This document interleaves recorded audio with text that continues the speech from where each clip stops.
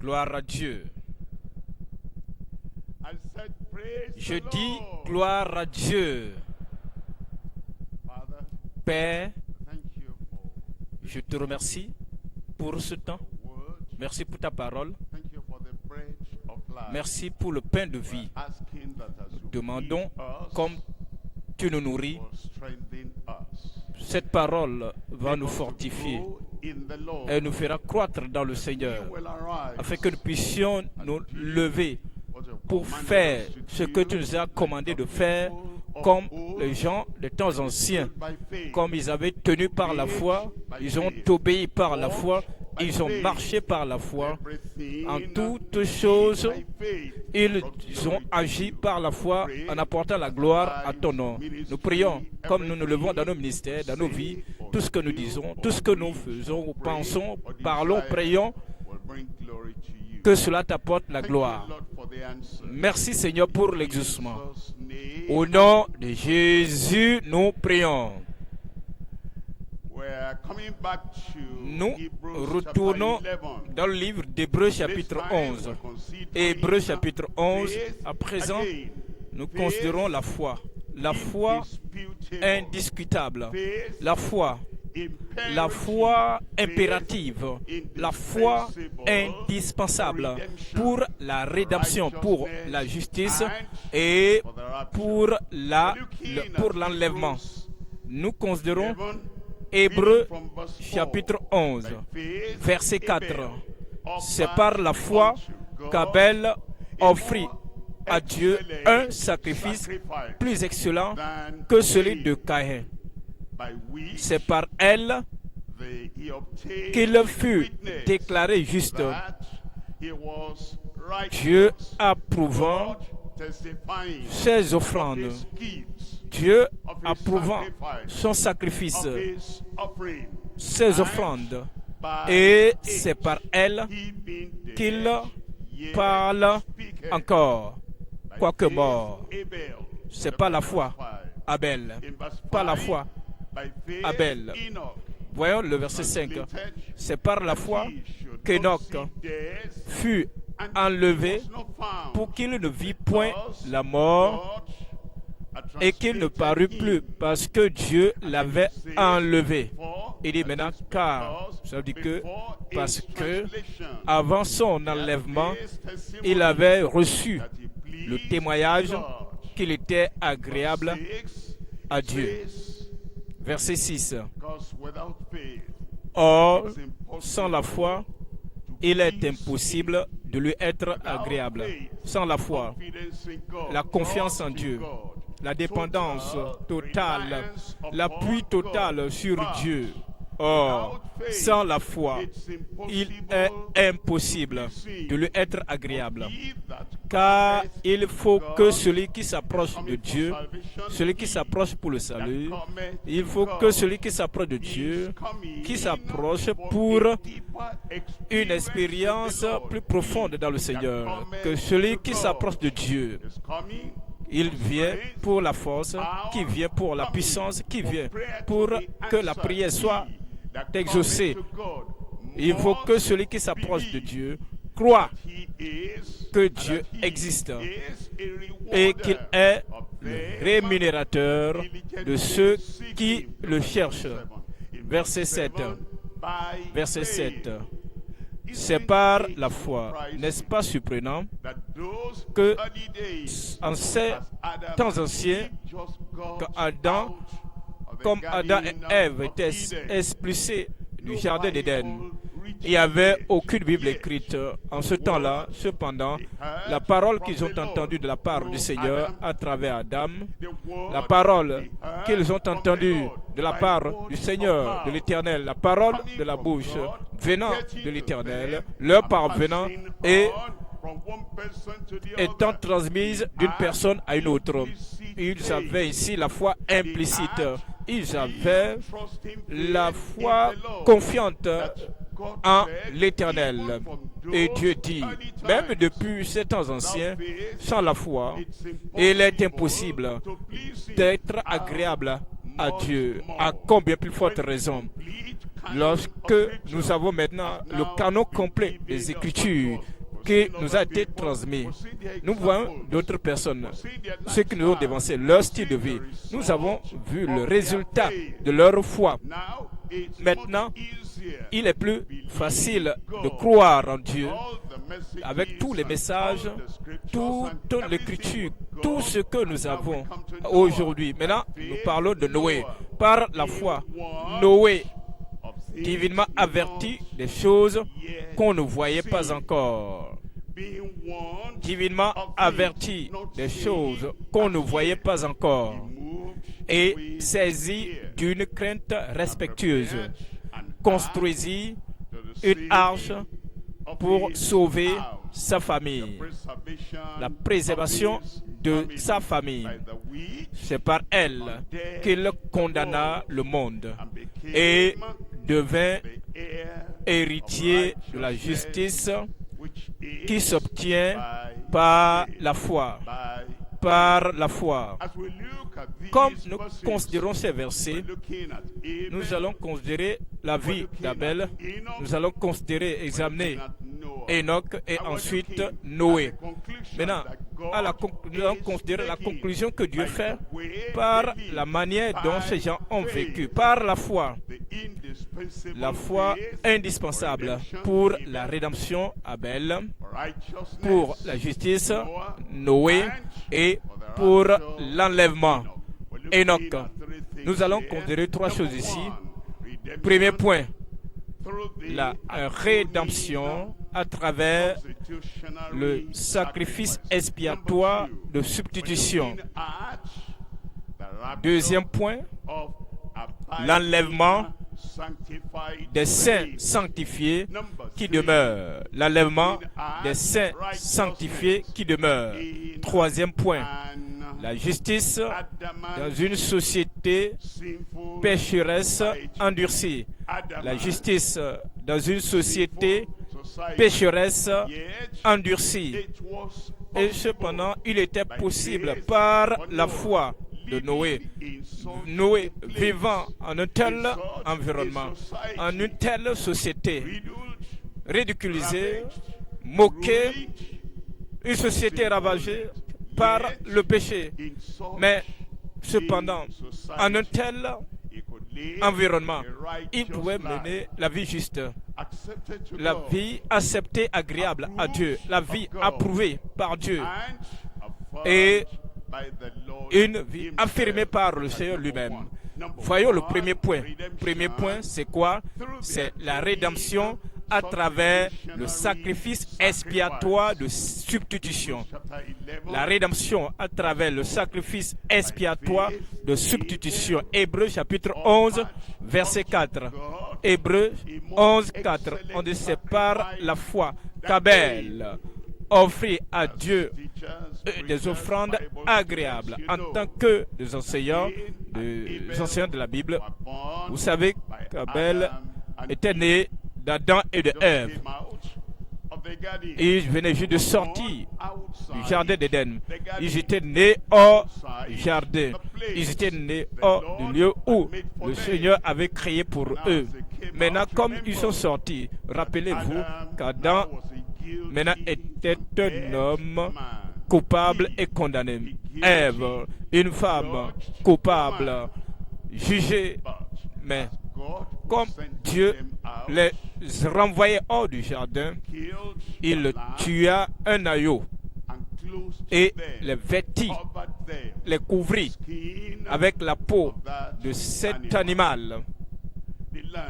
Ils ont appris par révélation que s'ils devaient être couverts, si leur péché devait être couvert, si leur iniquité devait être pardonnée, annulée et couverte, ils avaient besoin d'un substitut qui devait mourir à leur place pour qu'ils aient la rédemption. L'œuvre de leurs mains ne pouvait pas être suffisante. Les feuilles qu'ils ont coupées pour se couvrir n'avaient pas couvert rien du tout. Ainsi, ils ont compris le message. La seule manière par laquelle Caïn et Abel auraient pu prendre connaissance d'une telle offrande substitutionnelle, c'est à travers Adam et Ève. C'est le témoignage de ce que Dieu avait fait pour eux, dans le témoignage de ce que Dieu finalement ferait pour le salut de l'humanité entière.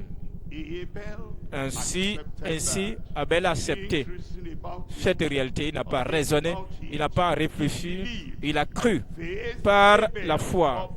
C'est par la foi qu'Abel offrit à Dieu un sacrifice plus excellent. Le fait d'immoler l'agneau, de verser le sang et croire que ce substitut est mort pour lui, il offrit un sacrifice plus excellent que, alors que Caïn de son côté, il a pris le fruit de la terre, le sol. Rappelez-vous, la terre était maudite et tout ce qui provenait de la terre était sous la malédiction. Caïn, voulant se débarrasser de la malédiction placée sur l'homme par les fruits du sol, de la terre qui a été maudite, c'est impossible. Il n'a pas bien pensé. Il pensait que les œuvres de sa main pouvaient le sauver, offrir les fruits maudits provenant d'une terre maudite. Il n'est pas étonnant que son sacrifice ne fût pas accepté. Mais Abel, par la foi, offrit à Dieu un sacrifice plus excellent que celui de Caïn. C'est par elle qu'il fut déclaré juste.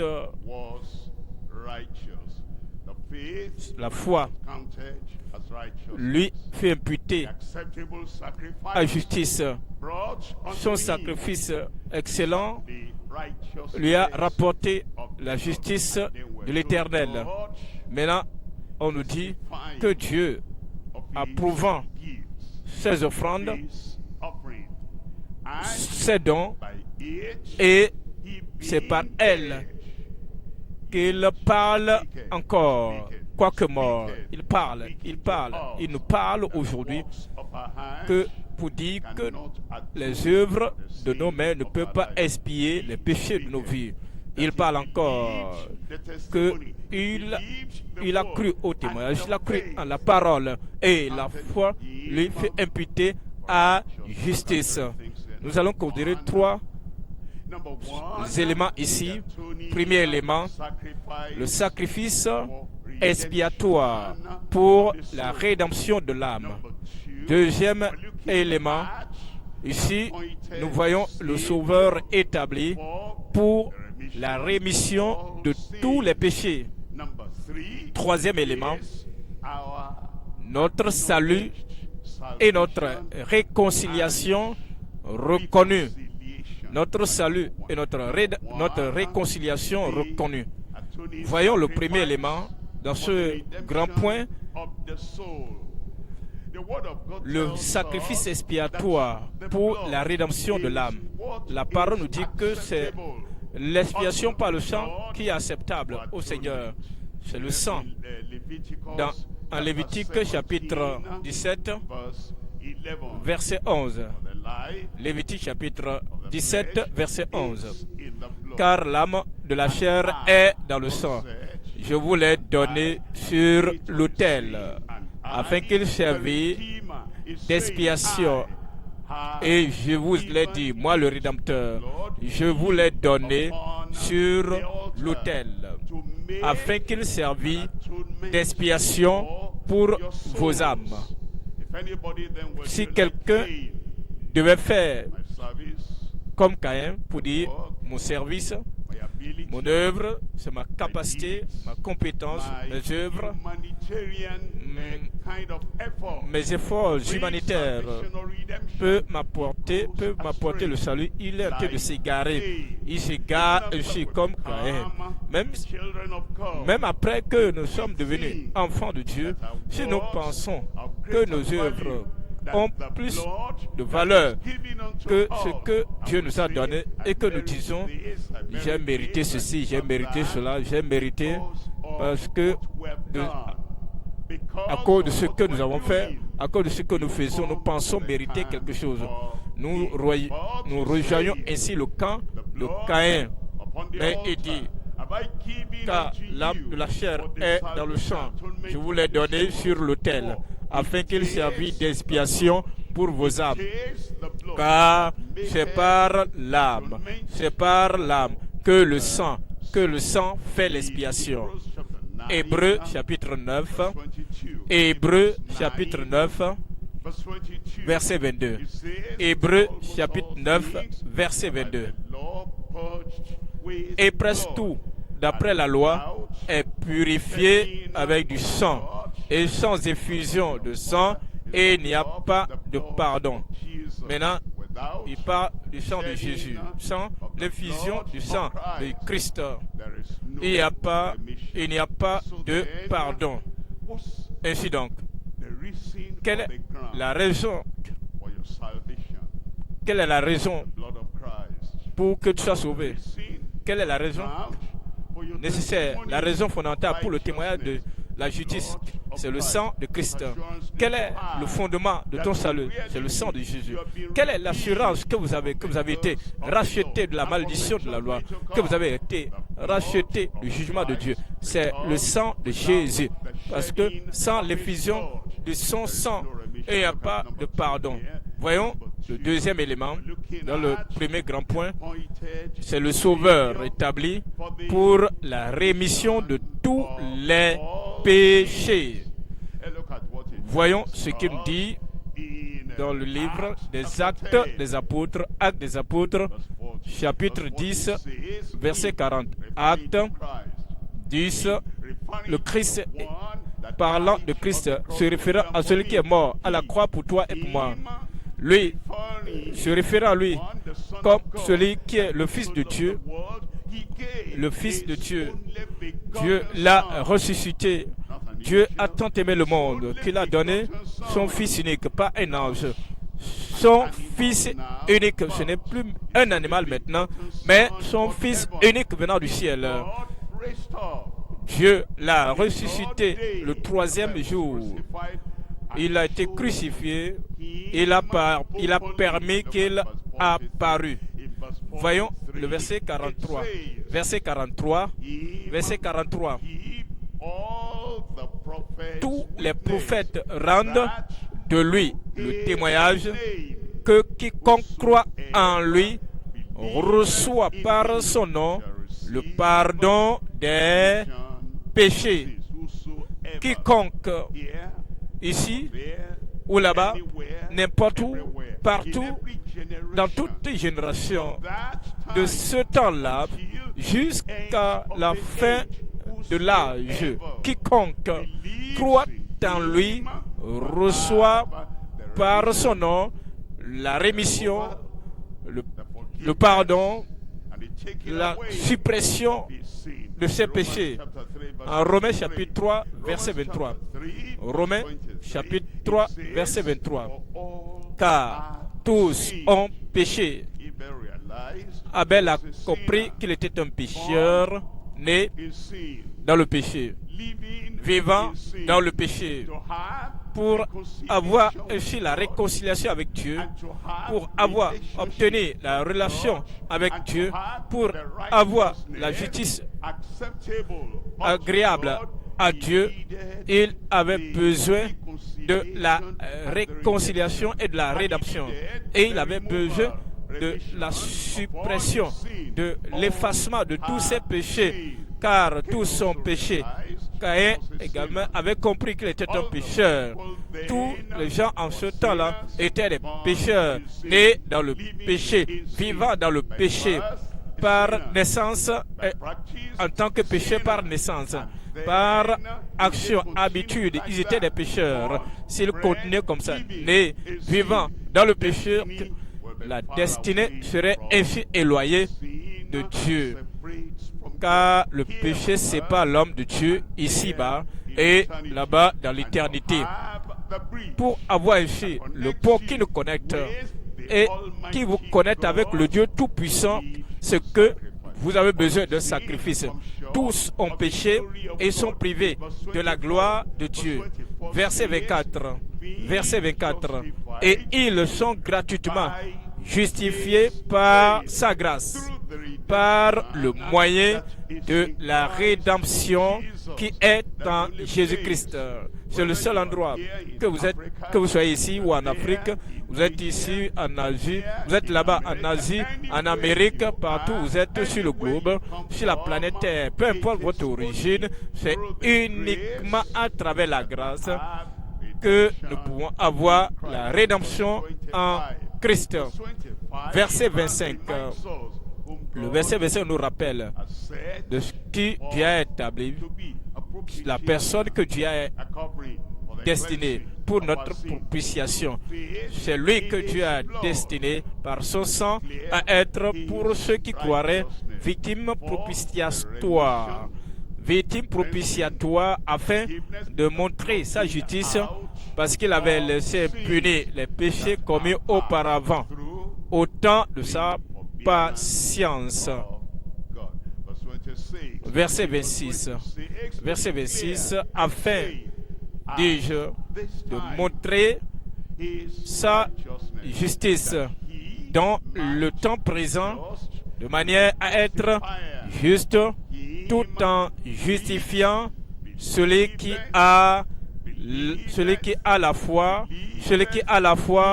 en Jésus. Il y a des gens, certaines personnes qui ne se réfèrent que des choses passées, des choses de ce que Christ a fait dans le passé, ce qu'ils ont fait dans les années passées, en 1900 telle année, j'avais cru. Ils ne font que raconter des histoires.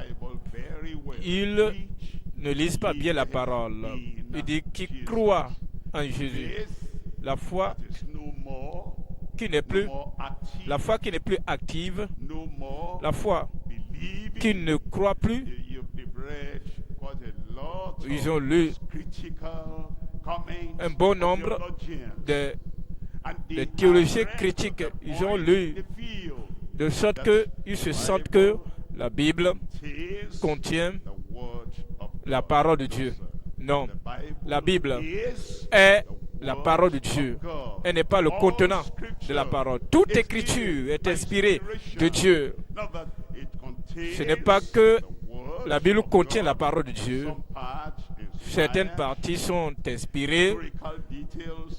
Certains détails numériques ne sont pas inspirés.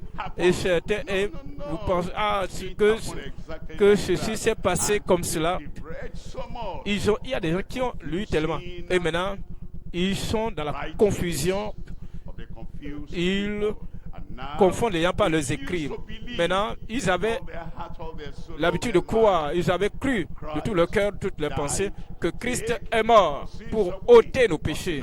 Mais maintenant, ils ne sont plus certains, ils ne continuent plus à croire. Il y a des gens qui ont une relation personnelle présente. Ceux qui maintiennent la réconciliation avec le Seigneur, c'est des gens qui ont cru au point initial du salut. Ils continuent de croire en cette même vérité. Jésus est mort pour moi et Jésus a ôté tous mes péchés. Ainsi, je continue de croire que il est le seul, l'unique moyen pour mon salut. Le pardon, la réconciliation, la justification.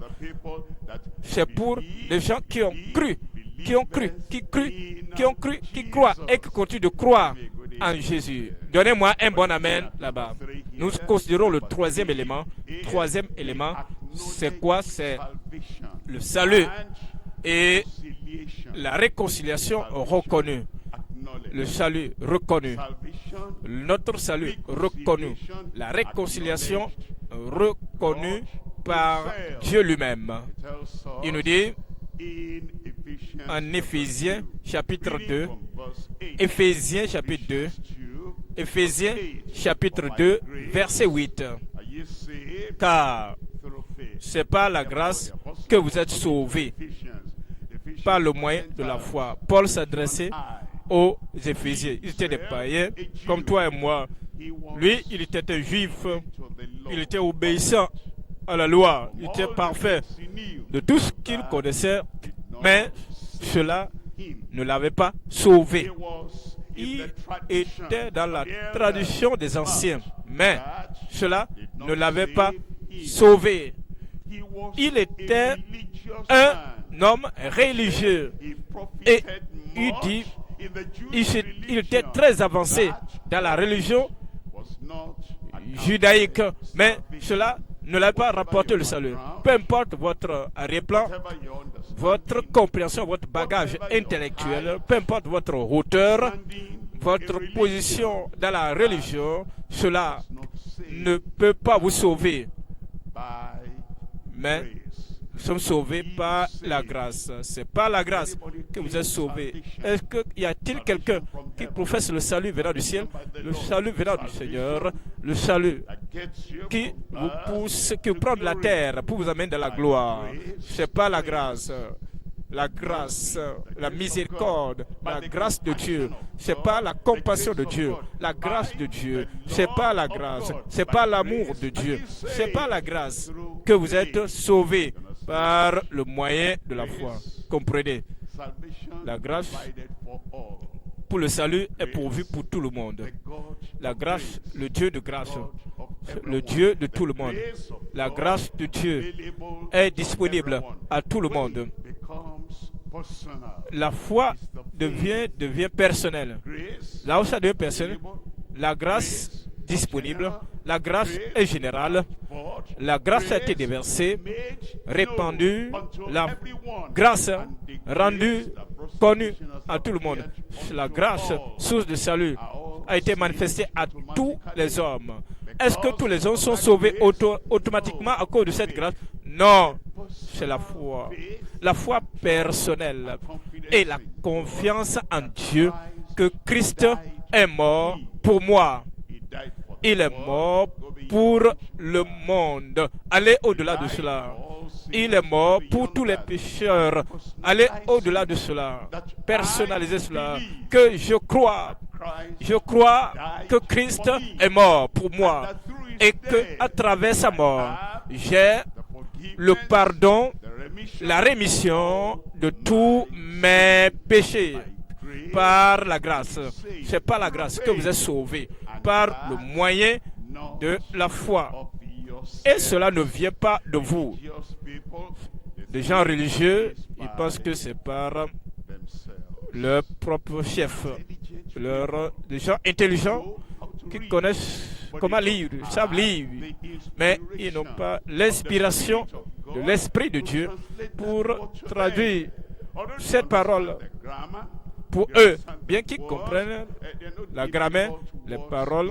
Il n'y a pas de mots difficiles ici, ce ne sont pas les mots difficiles. Ceux qui ont étudié un peu à l'école vont comprendre que ce n'est pas ce verset-là, car ce n'est pas la grâce que vous êtes sauvés par le moyen de la foi. Oui, les mots sont faciles. Cela ne vient pas de vous. C'est le don de Dieu. Des mots simples. Mais l'Esprit de Dieu doit souffler sur ces mots. Il doit vous interpréter ces mots. Il doit vous révéler. Vous indexer que vous êtes l'homme. Il doit vous identifier. C'est vous la femme. Lorsque vous acceptez cette réalité sans vous amuser, quand vous acceptez cela sans débattre, quand vous acceptez cette réalité que Christ est mort pour moi, toutes les voix du monde qui apportent la condamnation ne pourront pas vous affecter. Il vous donne l'assurance du salut. Ensuite, c'est là le don de Dieu. Que quelqu'un dise Amen. Dieu vous donne un don. Et vous ne devez pas laisser le don à côté pour dire mes œuvres, mon comportement, mon caractère, ma religion. La grâce qui nous sauve, qui sauve le plus vil des pécheurs, c'est la grâce. Je prie que cette grâce vienne de manière nouvelle dans le cœur de chacun. Deuxième point. Voyons, dans le deuxième point, l'enlèvement des saints sanctifiés qui demeurent. L'enlèvement des saints sanctifiés qui demeurent. Hébreux chapitre 11. Nous allons lire à partir du verset 5. Hébreux chapitre 11, verset 5. C'est par la foi qu'Enoch. Je voudrais que vous compreniez ce que ce mot veut nous dire. Au point d'avoir la première touche, au point de la première touche avec le Seigneur, par la foi, à la première étape et au point de départ de la sortie de ce monde. Quelqu'un comme Enoch, quelqu'un qui doit être pris pour aller au ciel, c'est par la foi.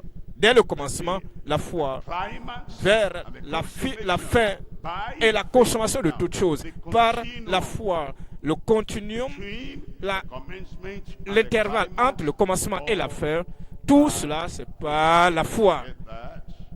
Comprenez bien cela. Vous avez commencé par la foi. Vous continuez, vous avancez, vous tenez avec Dieu par la foi. Ensuite, au point final, par la foi. Vous arrivez à la fin par la foi. Toutes les choses peuvent venir sur la voie, peuvent survenir entre le commencement et la fin. Beaucoup de choses peuvent venir. La capacité vient entre le commencement et la fin. Les activités peuvent encombrer entre le commencement et la fin. Les distractions peuvent venir entre le commencement et la fin. N'oubliez pas que lorsque les opportunités viennent pour servir, l'opportunité pour prier, l'opportunité pour exercer notre don, les opportunités pour être en mission, toutes ces choses qui viennent entre le point initial et le point final, toutes ces choses doivent être soumises sous la parole, sur le mot, la foi. Tout doit être soumis à la foi. Parce qu'il dit, c'est par la foi. Puisse Dieu nous aider. C'est par la foi qu'Enoch fut enlevé pour qu'il ne vit point la mort et qu'il ne parut plus parce que Dieu l'avait enlevé. Car avant son enlèvement, il avait reçu le témoignage qu'il était agréable à Dieu. Il était agréable à Dieu. S'il vous plaît, rappelez-vous, deux marchent-ils ensemble sans être d'accord? Enoch allait-il plaire à Dieu sans être en accord avec Dieu, avec son standard, avec ses écritures, avec tout ce que Dieu lui avait révélé? Si vous argumentez, vous doutez, vous débattez, moi je n'accepte pas cela. Vous ne pouvez pas marcher avec Dieu. Dieu dit quelque chose et vous faites Dieu menteur parce que vous, en tant qu'humain, vous pensez l'enlèvement, échapper à la mort, la résurrection d'entre les morts. Comment puis-je croire en cela? Bien, toi-même, tu t'es exclu des gens qui auront la grâce, la préparation et le plan. Également, le point final de notre relation avec le Seigneur. Mais c'est par la foi qu'Enoch fut enlevé. Oui, il marcha avec Dieu. Oui, il était juste. Oui, il était droit de cœur. Tout ce que Dieu voulait qu'il fasse, il le fit. Ceci, moins la foi, ne pourrait pas lui donner l'enlèvement. Je parle bien, je réfléchis bien, je fais bien les choses, je marche bien, je suis un bon samaritain, toutes ces choses. Sans la foi en Dieu, tout point sur les yeux, tout aspect de tout ce que Dieu a dit, vous ne rendez pas Dieu menteur, vous ne renoncez pas à Dieu, vous savez que vous croyez en tout ce que Dieu a dit.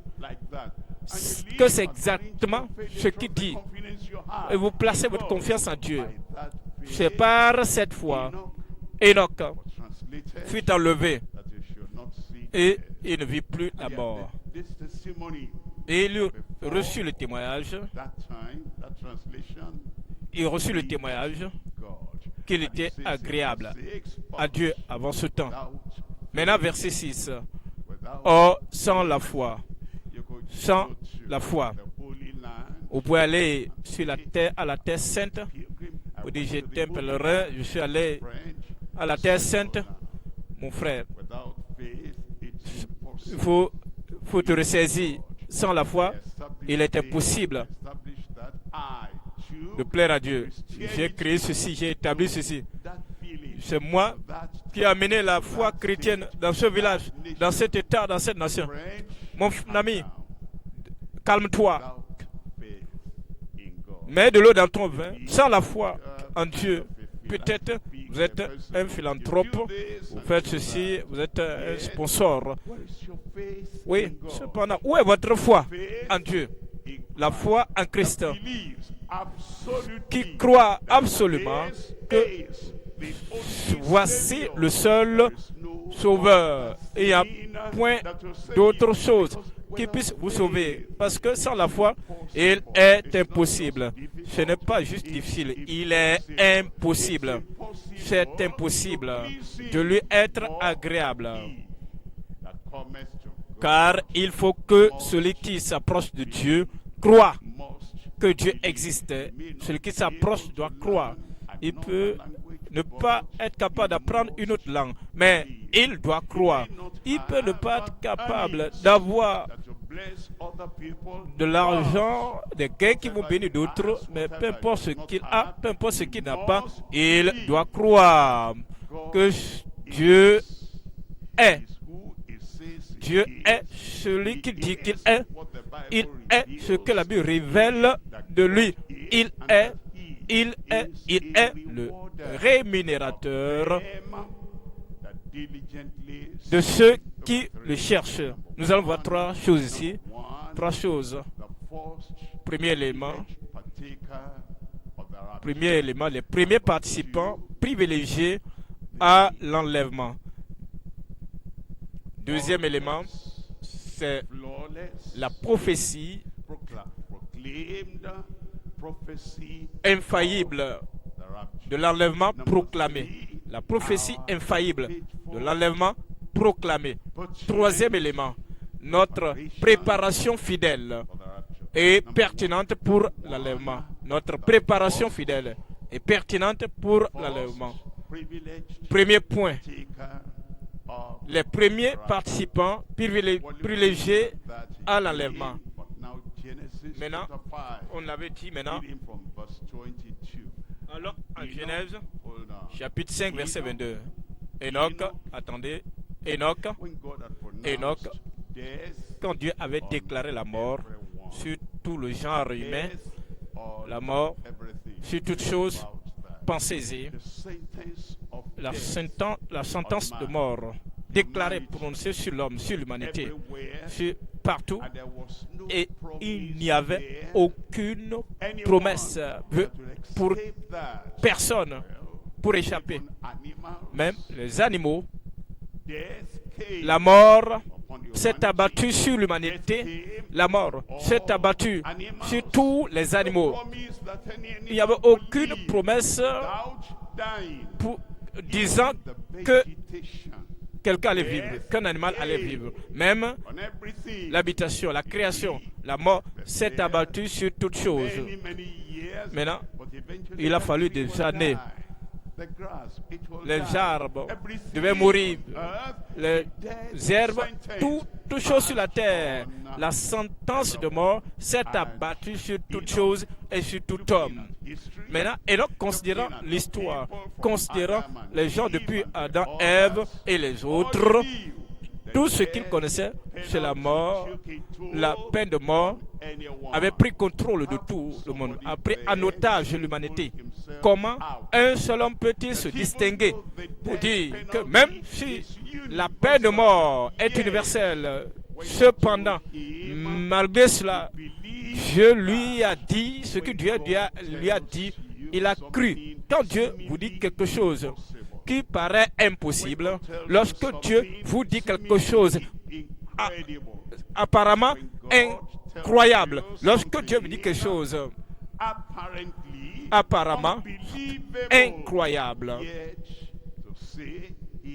cependant, croyez qu'il est Dieu. La loi n'est pas pour Dieu. La loi est faite pour l'humanité. Et s'il me dit que je ne verrai pas la mort, lorsque vous croyez en Dieu, sans retourner à l'histoire, vous croyez en Dieu, sans vous référer aux choses qui se passent autour de vous, la foi qui vous distingue parmi tant d'autres. Il dit maintenant, Enoch marcha avec Dieu 300 ans et il engendra des fils et des filles, Métusséla y compris. Il engendra des fils et des filles et il marcha pendant 300 ans. En réalité, vous avez appris les gens qui disent: as-tu la foi en Dieu, la foi implicite en Dieu, jusqu'à ce que je me marie. Les gens qui avaient la foi, j'aurai la foi jusqu'à ce que j'ai les enfants. Maintenant, ouais, lorsque ces enfants deviennent des adolescents, ils courent, bondissent par-ci, par-là. Et exactement ce que vous leur dites de ne pas faire, c'est ce qu'ils font. Tout cela affecte leur cœur. C'est ce qu'ils disent.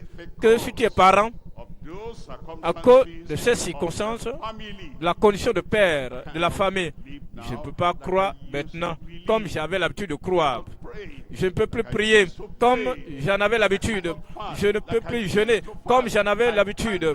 Je ne peux pas croire en Dieu, dépendre de Dieu comme j'en avais l'habitude. Je n'ai plus de temps parce que ceci est venu maintenant. Enoch. Mais Enoch, un homme distingué, on ne nous a pas dit que sa femme a fui enlevée. Les fils et les filles, on ne nous a pas dit qu'ils étaient enlevés. Nous ne savons pas pourquoi. Cependant, le mariage, la femme, la bonne femme, la femme moyenne, la femme merveilleuse, la femme à problème, mais malgré tout cela, il a gardé sa foi. Vous ne pouvez pas avancer des excuses à cause du mariage, à cause des enfants, parce que j'ai des responsabilités, parce que je vis dans une communauté corrompue. Pas d'excuses. Enoch marcha avec Dieu. Après, il engendra Métusséla. Il marcha avec Dieu 300 ans. Enoch, comment as-tu fait? Un jour par la foi. Un défi à la fois. Affrontant des problèmes. Une solution à la fois. Affrontant des tentations. Une tentation à la fois. Remportant la victoire. Une victoire à la fois. Remportant des combats, des défis. Un à la fois. C'est comme ça la semaine vient. Un jour à la fois fait la semaine. Une semaine à la fois fait un mois. Des mois, un mois à la fois fait des années. C'est comme ça. Une année à la fois, ça fait des siècles. C'est comme ça, cela fait 300 ans. Sont venus, 300 ans sont venus et sont passés. Verset 24. Verset 24. Enoch marcha avec Dieu. Puis il ne fut plus parce que Dieu le prit. Même les gens. Au temps de Genèse, avant le déluge, avait compris. Ils avaient su qu'un homme a vécu. Il a mené une vie distincte de sorte que Dieu l'enleva. Il marcha avec Dieu. C'est comme il y avait un accord entre lui et Dieu. Chaque jour, à tout moment. Alors, vous ne pouvez pas marcher avec lui si vous n'êtes pas totalement en accord total avec lui. Voyons le deuxième élément.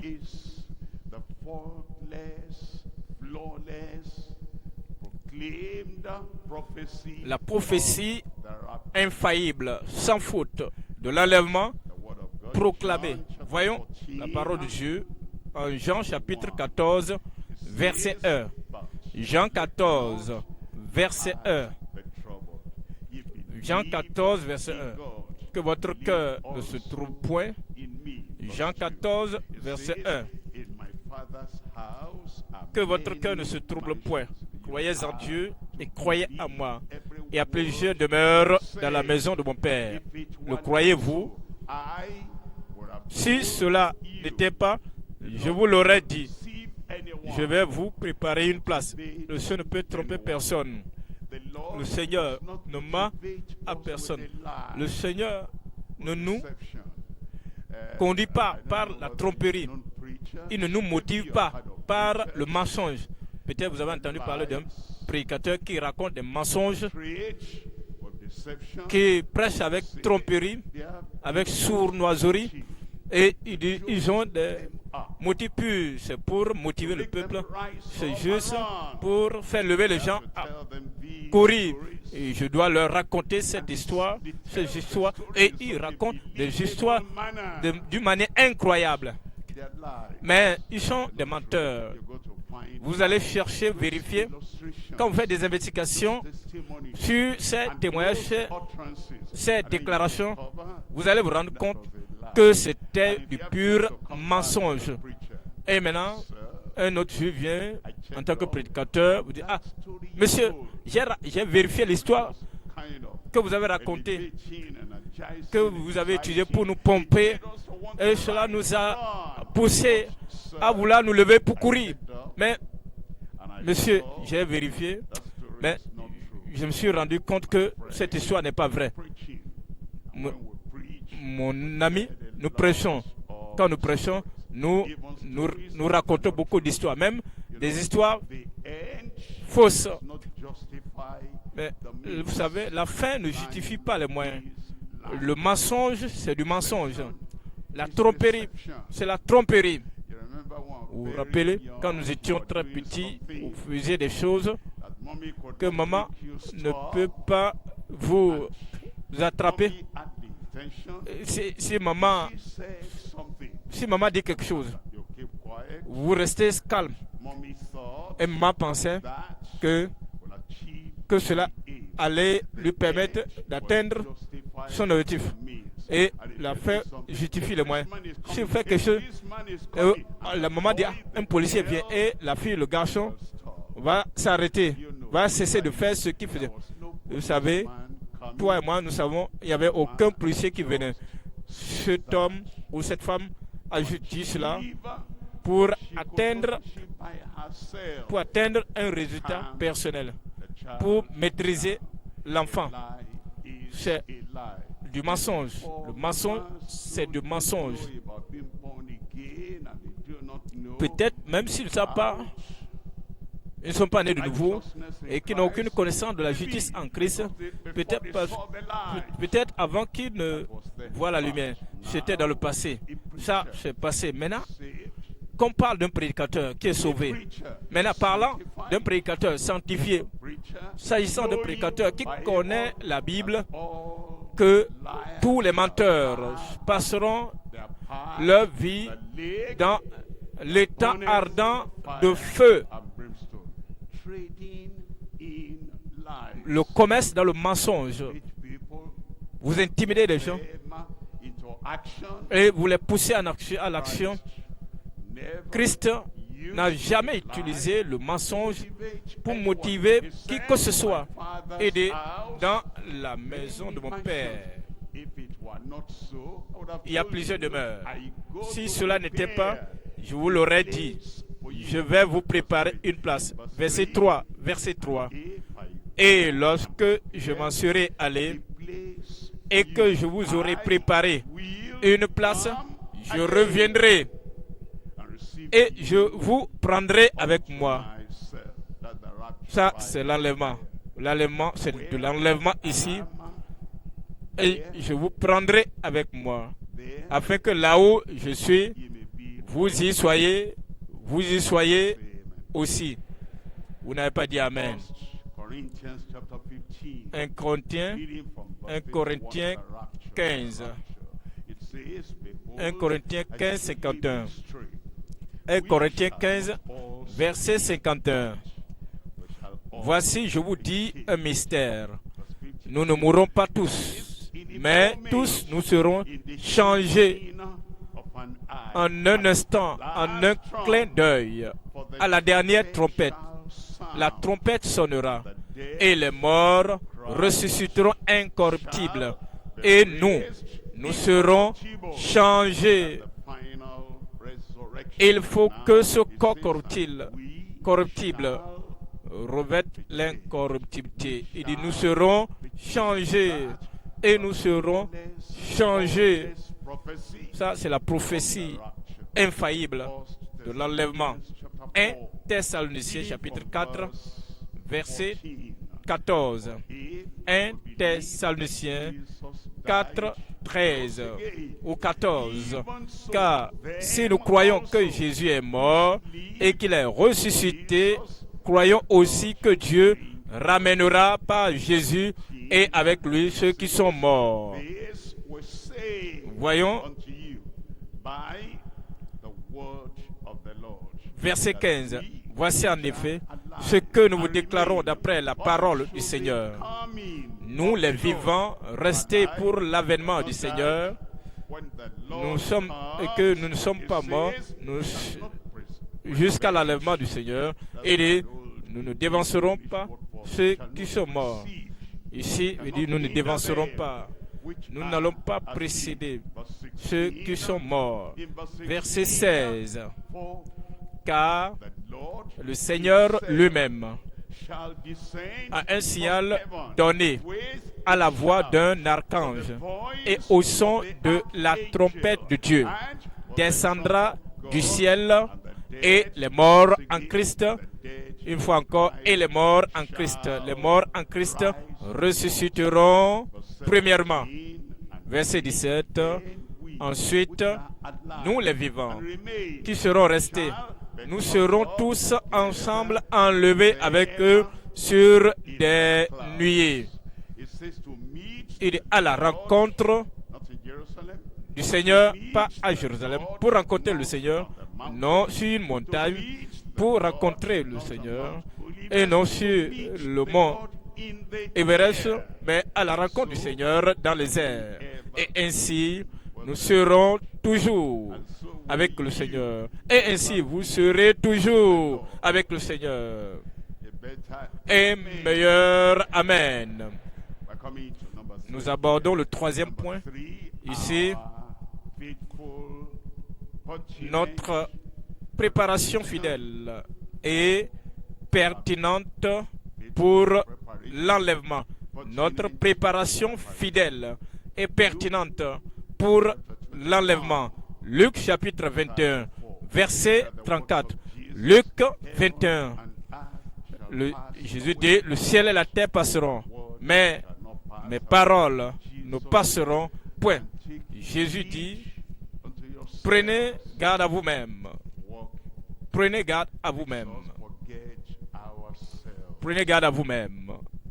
Prenons garde de ce que nous n'oublions pas. Les situations, les circonstances nous font oublier nous-mêmes. L'économie nous pousse à nous oublier nous-mêmes. La récession, la position dans la vie, la position dans l'église nous amène à nous oublier. Les titres nous amènent à nous oublier. Mais Jésus dit, ne permettez à rien de troubler votre pensée, la position, l'autorité, le contrôle, les actions, le service. Que tout cela ne passe pas par la tête. Prenez garde à vous-même, de crainte que vos cœurs ne s'apesantissent par les excès du manger et du boire. Les croyants, les disciples de Christ, est-ce qu'ils boivent? Est-ce qu'ils sont intoxiqués? Non. Non, ce n'est pas par rapport à l'alcool. Mais le succès peut vous passer par la tête. Le succès peut vous intoxiquer. Les titres peuvent passer par votre cerveau et vous rendre ivre. Et vous êtes tellement ivre et vous vous oubliez. Vous parlez n'importe comment, à tout hasard, vous pensez à tout hasard. L'homme est ivre de sa position. Le don l'a rendu ivre. La puissance, le pouvoir l'a pris par la tête. Et maintenant, Jésus dit, prenez garde à vous-même. De crainte que vos cœurs ne s'apesantissent, que vos cœurs ne soient pas chargés par les excès de manger et de boire et par les soucis de la vie. Les soucis de la vie. Je dois faire ceci, je dois faire cela, je dois faire cela. Et on dit, la femme dit, Marie, mon mari, tu n'as pas fait ta dévotion ce matin. Hein?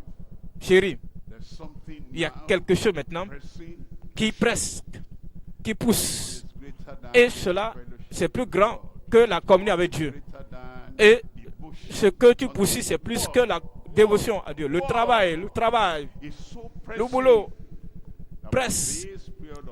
Et en ce moment, cette période, pendant tout un mois, je n'ai pas le temps maintenant. Il n'y a pas de temps pour prier. Il n'y a plus de temps pour lire la parole. Le souci de cette vie. Il dit, et que ce jour ne vienne sur vous à l'improviste. Verset 35. Car il viendra comme un filet sur tous ceux qui habitent sur la face de toute la terre. Voyez cela. Le filet. C'est le filet. Car il viendra comme un filet sur tous ceux qui habitent où? Sur la face de toute la terre. Vous pouvez dire, si vous êtes quelqu'un qui observe, si vous êtes un observateur, vous pouvez voir si vous êtes un observateur dans les services. Le travail a pris contrôle de la vie de tout le monde sur la terre. Le travail, l'emploi, le boulot, les devoirs, c'est la priorité dans toutes les vies maintenant. Tu dois te lever très tôt.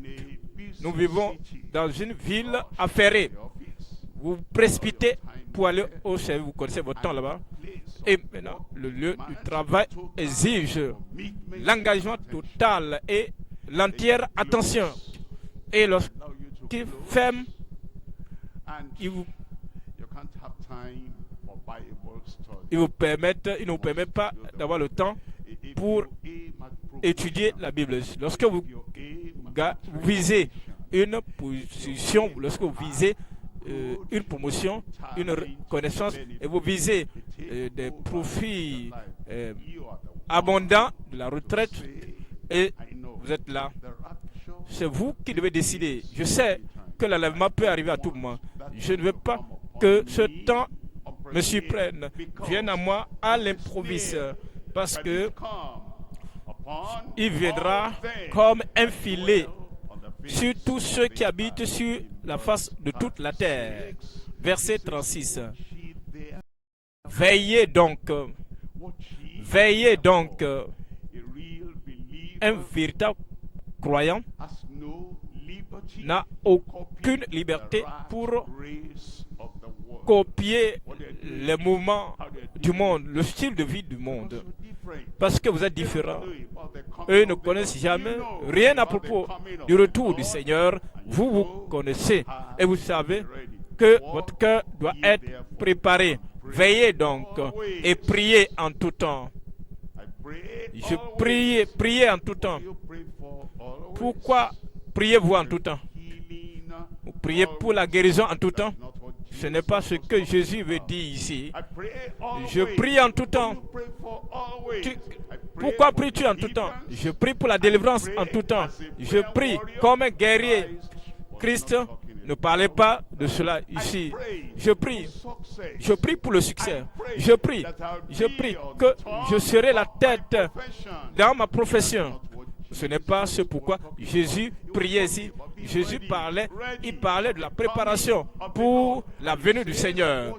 Il dit maintenant, veillez donc et priez en tout temps afin que vous ayez la force d'échapper à toutes ces choses qui arriveront et de paraître debout devant le Fils de l'homme. Vous serez prêts. Je serai prêt. Je serai prêt. Si je ne substitue pas la préparation à la prédication, si je ne substitue pas les courses, aller prêcher, aller amener les autres dans le royaume, et ainsi j'oublie que moi-même, j'ai un salut que je dois préserver, une vie à mener pour Dieu, et que j'ai une foi personnelle que je dois garder. Mais ceux qui oublient, ils ne se focalisent que sur le travail, l'œuvre. Même s'ils font assez, s'ils essaient d'amoindrir, même lorsqu'on essaie de les pousser à réduire, on les décharge, ils se sentent offensés. Et ils se plaignent. Pourquoi m'ont-ils arrêté? Ne vous plaignez pas. Préparez-vous pour le retour du Seigneur. Le Seigneur vous a donné les oreilles pour entendre et qu'il vous donne des cœurs pour comprendre. Nous abordons le troisième point.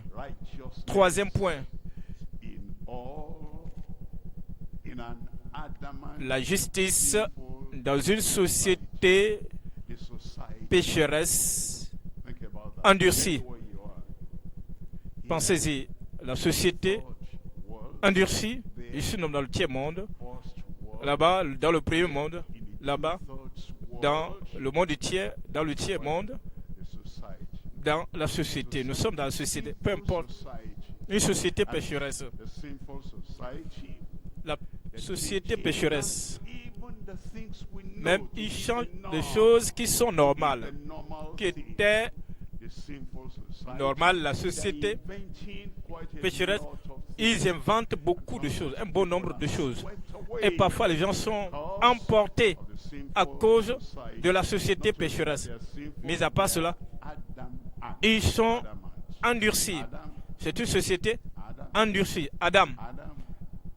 Une société endurcie portant la nature d'Adam. Ils sont rigides, ils sont rebelles, ils sont durs de coups, ils sont entêtés. Voici ce que nous voulons faire. Lorsque quelqu'un parvient à une position, il pense qu'il peut contrôler le comportement, contrôler le style de vie des millions de personnes, juste par un édit, juste par un décret de ce qu'ils écrivent. Ils sont durs. Une société pécheresse, endurcie. Mais pour que toi, tu restes juste, parce que mon frère, ma soeur, vous savez, si vous vous égarez, si vous offensez Dieu, Dieu ne va pas vous permettre de dire, je ne voulais pas le faire, mais une nouvelle politique est sortie, venant de l'autorité la plus élevée dans le pays le plus grand puissant du monde. Et à cause de cette politique, de cette mesure, que pouvais-je faire? Je voulais juste sauver, épargner mon boulot. Je voulais juste garder ma nationalité et garder mon nom dans le livre de ceux qui ont la puissance, le pouvoir. Ainsi, tu perds ton âme, peu importe là où tu vis, dans une société endurcie, pécheresse, vous devez vous distinguer. C'était là le cas de Noé. La justice dans une société pécheresse endurcie. Hébreux 11, 7. Things not seen as yet. Hébreux 11, 7. Fear C'est par la foi prepared an ark que Noé, divinement averti des choses qu'on ne voyait pas encore, et saisi d'une crainte respectueuse, construisit une arche pour sauver sa famille. Et c'est par elle qu'il condamna le monde et devint héritier de la justice qui s'obtient par la foi. Nous allons considérer 3 éléments ici. Premier élément, is the consistent les justes constants vivant dans une société corrompue, les justes constants vivant dans une société corrompue. Deuxième élément, le labeur inlassable, courageux malgré l'absence du succès remarquable. Troisième élément, voyons le troisième élément, c'est la relation rapprochée de loyauté avec une soumission louable. La relation rapprochée de loyauté avec une soumission louable. Premier élément, les justes constants, vivant dans une société corrompue. La Bible donne le témoignage que le monde entier, toute la terre fut corrompue aux yeux de Dieu, et Dieu dit, Noé trouva grâce, c'est toi que j'ai trouvé dans cette génération. Ce à quoi le Seigneur nous appelle, c'est la constance dans notre vie de justice. Vous êtes dans un nouveau service, il y a une manière une manière par laquelle les gens font les choses et ils sont dans leur corruption là-bas. Vous êtes là-bas, vous devez vous distinguer. Vous ne devez pas être comme eux. Votre nom doit rester dans le livre de vie. Et le Seigneur a ses yeux sur vous. Il espère que vous allez vivre tel qu'il veut que vous vivez comme Noé. Il était conscient de Dieu. Il fut ému, saisi de crainte, et il a conçu l'âge pour sauver sa famille. Deuxième élément, le labeur. Le labeur inlassable, courageux, malgré l'absence du succès remarquable. La Bible nous dit qu'un homme a prêché pendant longtemps, un prédicateur de la justice. Cependant, il n'y avait aucun pécheur qui s'était converti venant de sa famille. Tout le monde l'a méprisé, tout le monde l'a ridiculisé. Quel genre de message? La pluie vient et il n'avait vu aucun signe. Mais la pluie venait, s'il y avait un département de météorologie, s'il y avait quelqu'un qui devait prédire les précipitations météorologiques, 1 an, 10 ans, peut-être, et voulait évaluer maintenant. Et nous voulons affirmer ce que Noé est en train de dire, de prêcher. Et maintenant, avec tous leurs équipements, ils vont dire, nous ne voyons aucun signe depuis que cet homme-là parle. Vous voyez, si la science ne confirme pas ce que Noé dit, son message est rejeté, même lorsque les autres n'avaient pas cru. Cependant, il prit position par ce que le Seigneur lui avait révélé. Ce que le Seigneur espère de nous, que vous êtes courageux, vous êtes inlassables et vous œuvrez, même si il n'y a pas un succès remarquable, perceptible. Numéro 3, la relation rapprochée de loyauté avec une soumission louable. Voyons la femme de Noé. Vous voyez, quand vous plantez, vous voyez tout ce qu'il a planté. Vous voyez que la femme, elle aura amené les épiceries, toutes ces choses pour la femme. Êtes-vous la femme de Noé? Est-ce que tu entends ce que ton mari raconte? C'est sa relation avec Dieu. Est-ce que tu crois en sa relation avec Dieu? Est-ce que toi, tu n'as pas ta propre décision, tu n'as pas ton propre cerveau pour réfléchir? Non. Mon cerveau est si petit que je ne peux pas corriger la révélation venant de Dieu. C'est bon pour toi. Bon débarras pour toi. Maintenant, les enfants et n'avaient pas peut-être une école à la maison. Ils devaient sortir pour aller étudier. Maintenant, à l'école, on pouvait leur demander, est-ce les enfants de Noé? Tu es enfant de Noé, non? Oui. Est-ce que tu crois tout ce que ton père fait là? Il est en train de clouer les bois depuis. Et personne ne croit. La science ne supporte pas ton père. Mais Dieu, qui est au-dessus de la science, supporte mon père. Et ils ont tous cru. La femme et les fils. Maintenant, si vous vous mariez dans cette famille, à moins que vous ne soyez fanatique, à moins que vous ne soyez pas, des gens vont les rejeter pour dire, si vous devez vous marier dans cette famille, une famille fanatique comme ça, est-ce que tu vas te marier? Tu crois en cela? Des choses non prouvées? Oui, je crois, j'accepte. Parce que cela est venu de Dieu. Et il avait la loyauté venant de sa famille. Point final. Trêve de commentaires. Et voici ici aujourd'hui dans la famille.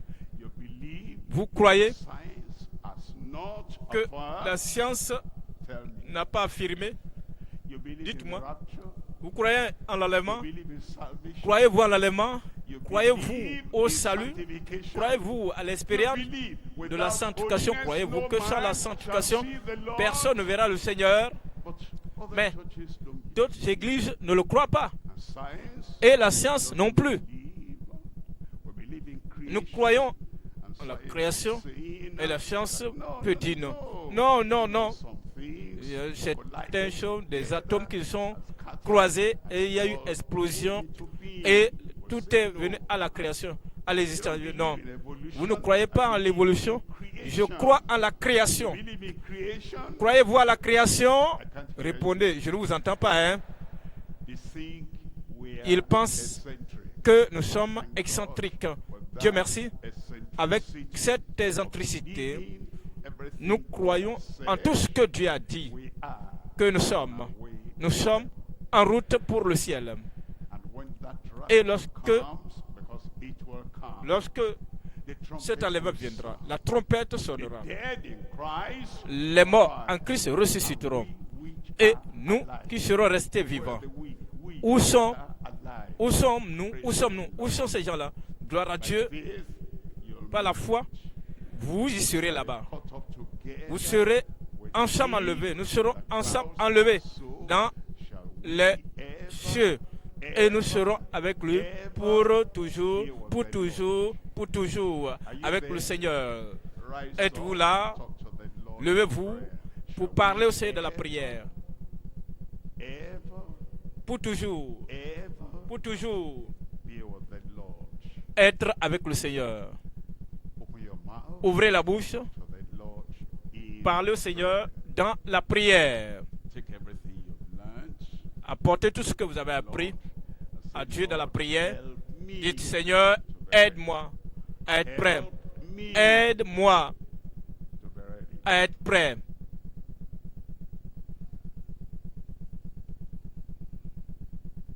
Prions.